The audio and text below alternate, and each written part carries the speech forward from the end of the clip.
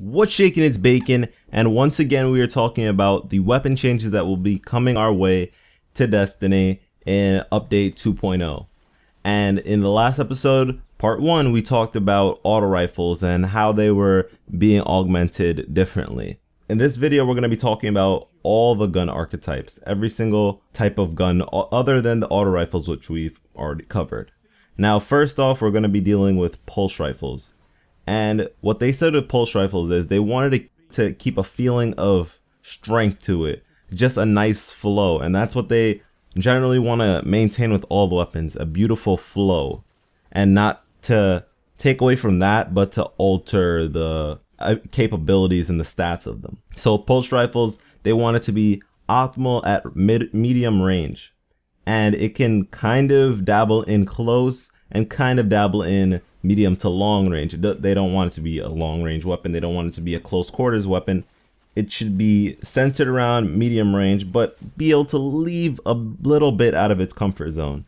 And the rate of fire is meant to set a pace for tracking targets. So you should be able to, after having your pulse rifle for a while and getting used to it, be able to know, okay, I need to swing the gun a little bit here so I can burst right there on target, on his head, his body, whatever.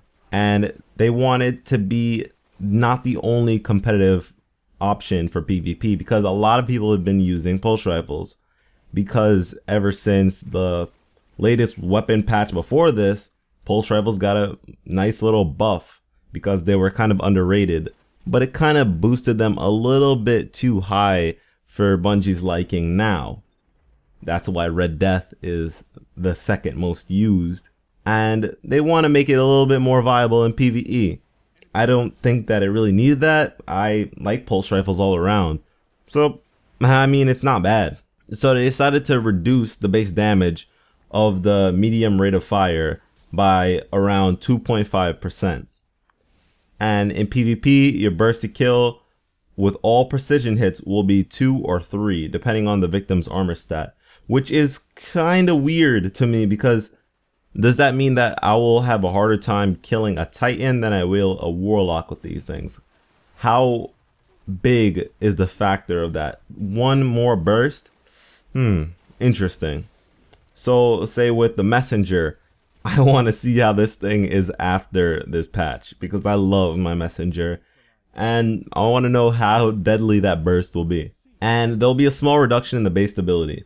So your burst should still land at an optimal range, and that's the same type of thing they did with the auto rifles. They want it to hit its optimal range. They want to keep people in that range, but it will require a little bit more if they're kind of far away, and you kind of have to build up that consistency. It'll take more, and that's good because it'll take more skill, and that's one thing that Destiny does well, is handle and gauge the skill of players and make you want to become better. So I think this is a good move in the right direction. And they're increasing the mag size for all base inventory stats, which is awesome and crazy. I mean, when they said that they were going to increase its efficiency in PvE, I didn't expect it to be like that. That's crazy. Now with scout rifles, they decided to make it the long range primary weapon. It's always been that, but people haven't really been using them to their full potential because we kind of have compact maps. The maps, in my eyes, dictate the type of weapons that we use, because the maps are pretty close quarters and just 3-lane pronged. A lot of people have been using hand cannons, not only because they're really strong, but because they fit the range type. So for different game modes where you have larger scale maps, you might want to pull out that scout rifle.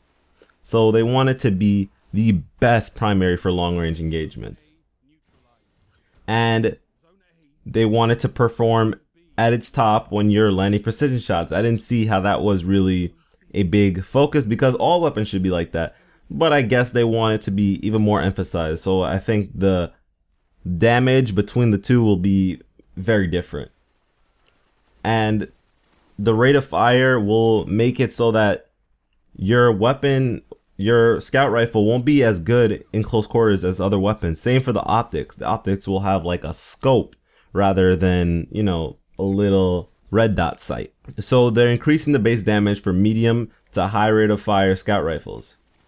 It won't affect the TTK in PvP on a guardian with full health. Meh, I guess not bad. They're increasing the mag size for all base inventory stats, which I think is great. Because if I'm going to be far away, I'm not going to be able to pick up ammo off my opponents by being up on them. So to be able to pick them off with more ammo is better.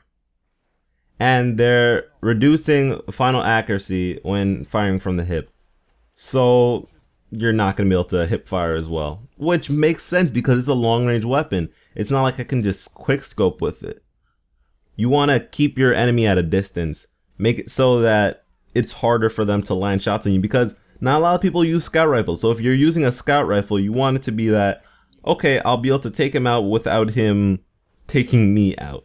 I want to be shielded from danger because they won't be alerted. And they're boosting the damage by 5% against AI combatants, because who really uses scout rifles in PvE? I don't see that often. Now, Bungie had two main problems with hand cannons. One, differentiating the difference between hand cannons and scout rifles. What is more effective? They wanted to kind of separate the two so that you know which field you want to use that weapon in. And the second problem is sniping with hand cannons. Their range was kind of dropped off before, but it didn't do enough. It wasn't enough because people still snipe across the map with hand cannons. And hand cannons are meant to be optimal at close to medium range. That's how they were created, and that's the field they should be in. You have to pace your shots, know when you're hitting your opponent. You have to, just predict. It just comes down to prediction. And when you're shooting fast, you're not going to have that same amount of accuracy. They want it to be so that you're boom, boom, boom, rather than boom, boom, boom. And just, if you're going boom, boom, you're going to miss more. And they're starting the damage fall off closer to the player to limit long range lethality. I mean, damn, that's going a long ways so that you can't snipe with a hand cannon. Hand cannons don't really have a sight for that regardless.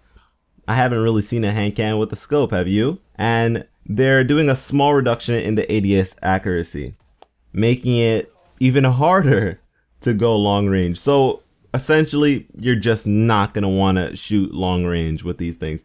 And I think that's okay. People need to know their boundaries, because when I'm using, say, an auto rifle, which I've been using a lot lately, I kind of avoid certain enemies. I just let them go because it's not worth the trouble.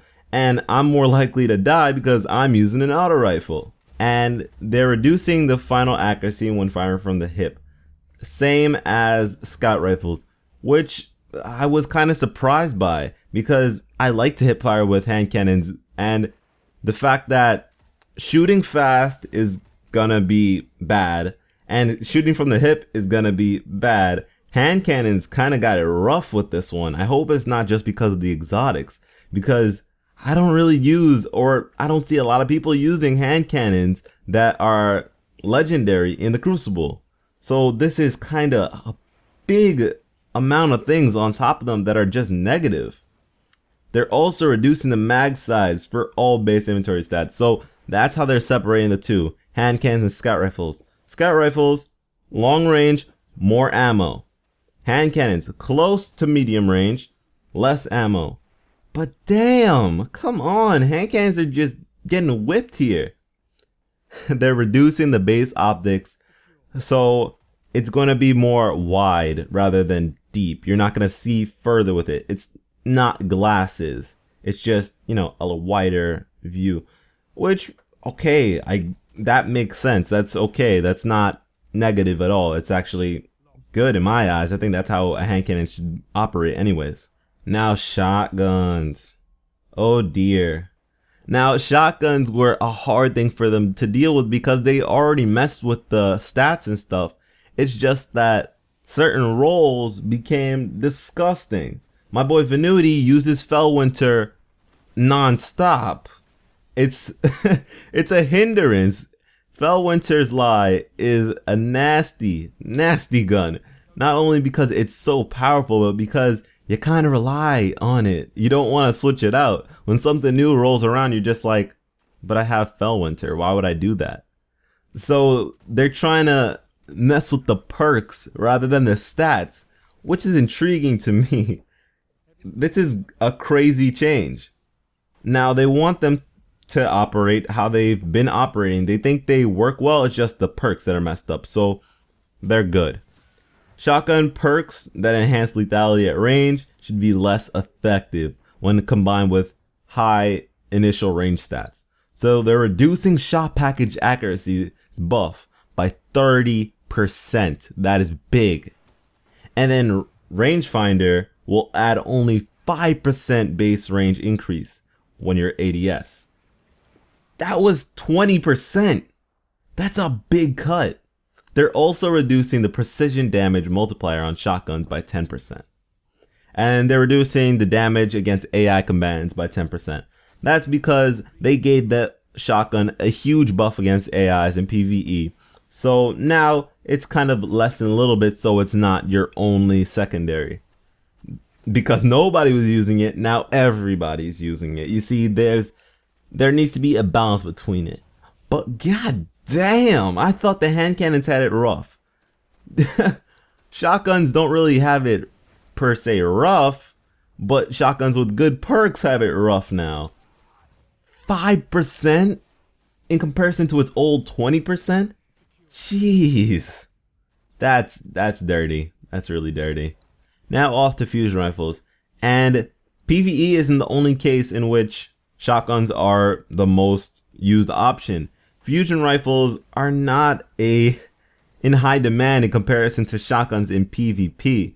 So Bungie decided to scale back their latest nerf on them. They wanted to make fusion rifles a more viable option. So it's more of a kind of range thing, like mid-range in comparison to close range with shotguns.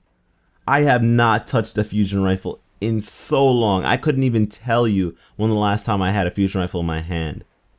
Probably just to like upgrade it because I had nothing else to upgrade. I have not used one in PvP in so long, and that might be a good thing to use in gameplays. I don't know. I've never really been a fan. So slow charging, high impact fusion rifles will have decreased range values. Projectile speed for fusion rifles is a little bit reduced. They're improving the accuracy for short range fusion rifles and reducing the accuracy for long range fusion rifles. So you kinda are getting that mid-range weapon. It varies in the charge time, but I don't think that's really a big problem because fusion rifles have been abused since the very beginning with their charge times. Just doing that takes away that kind of value that I think the weapon should have had. Being able to just pump it up until someone comes right in front of you to shoot, I'm not really a fan, once again. Snipers. They think snipers are great. They don't really want to mess with snipers because snipers are great. Snipers are operating really well in the Crucible in my eyes. I think they're at a perfect stance.